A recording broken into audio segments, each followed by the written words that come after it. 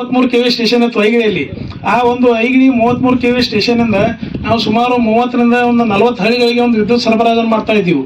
ಮೊಟ್ಟ ಮೊದಲನೇದಾಗಿ ಸಾಹೇಬರು ಐಗಿಳಿಯಲ್ಲಿ 110 ಕೆವಿಯನ್ನು ಕಾಮಗಾರಿಯನ್ನು ಮಾಡಿದರು. ಅದರಿಂದ ಅನೇಕ ಹಳ್ಳಿಗಳಿಗೆ ಉಪಯೋಗ ಆಯಿತು. ಯಾಕಂದ್ರೆ ವಿದ್ಯುತ್ ಶಕ್ತಿ ಸಿಗ್ತಿರಲಿಲ್ಲ. ಅವಾಗ 3 ತಾಸು ನಾವು 3 ಫೇಸ್ ಸಪ್ಲೈ ಕೊಡ್ತಿದ್ದೀವಿ. ಆ ಒಂದು ಸಂಕಷ್ಟಗಳನ್ನು ಅವರು ಗಮನದಲ್ಲಿ ಇಟ್ಕೊಂಡು ನಮಗೆಲ್ಲ ಒಂದು ಕಿವಿ ಮಾತು ಹೇಳ್ತಾ ಇದ್ರು.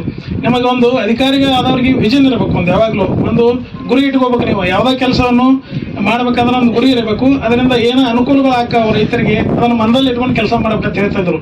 ಅದನ್ನು ನಾವೆಲ್ಲರೂ ಚಾಚು ತಪ್ಪದೆ ಪಾಲಿಸಿಕೊಂಡು ಈ ಒಂದು ಭಾಗದಲ್ಲಿ ಸುಮಾರು ಅಥಣಿ ಮತಕ್ಷೇತ್ರದಲ್ಲಿ ಕೇವಲ ಒಂದು 110 ಕೆವಿ ಸ್ಟೇಷನ್ ಇತ್ತು 2004-05ರಲ್ಲಿ. ಇವತ್ತಿನ ದಿವಸ 7 110 ಕೆವಿ ಸ್ಟೇಷನ್ಗಳಿದ್ದಾವೆ ಹಾಗೂ ಒಂದು 220 ಕೆವಿ ಸ್ಟೇಷನ್ ಇದೆ.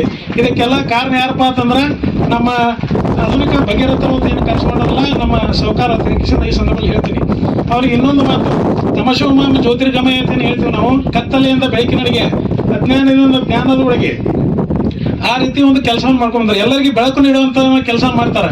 ಎಲ್ಲರೂ ಅವ್ರಿಗೆ ಅಭಿವೃದ್ಧಿ ಹರಿಕಾರ, ಹಸಿರು ಕ್ರಾಂತಿ ಹರಿಕಾರ ಇರ್ತಾರ. ನಾವು ಇಂದಿನಿಂದ ಅವ್ರಿಗೇನು ಒಂದು ಬೆಳಕಿನ ರಾಜ ಅಂತ ಹೇಳಿ ಕರಿಬಹುದು ಅಂತ ಈ ಸಂದರ್ಭದಲ್ಲಿ ನಾ ಹೇಳ್ತೇನೆ. ಯಾಕಂದ್ರೆ ಎಲ್ಲರಿಗೂ ಒಂದು ಬೆಳಕನ್ನು ನೀಡಿದಂತ ಪುಣ್ಯದ ಕೆಲಸವನ್ನು ಮಾಡ್ತಾ ಇದ್ದಾರೆ ಸಾಹೇಬರು. ಯಾಕಂದ್ರೆ ಎಲ್ಲರೂ ಮನೆಗಳಿಗೆ ಕೂಡ ಒಂದು ಏನು ದೀಪ ಬೆಳಗ್ತಿಲ್ಲ, ಅದಕ್ಕೆ ಮೂಲ ಪ್ರೇರಣೆ ಶಕ್ತಿ ಯಾರಾದ್ರೂ ಇದ್ರೆ ಅದು ನಮ್ಮ ಸಹಕಾರ ಈ ಸಂದರ್ಭದಲ್ಲಿ ನಾ ಹೇಳ್ತೀನಿ. ಬಹಳ ಒಂದು ಮೆಟಿಕ್ಯುಲಸ್ ಆಗಿ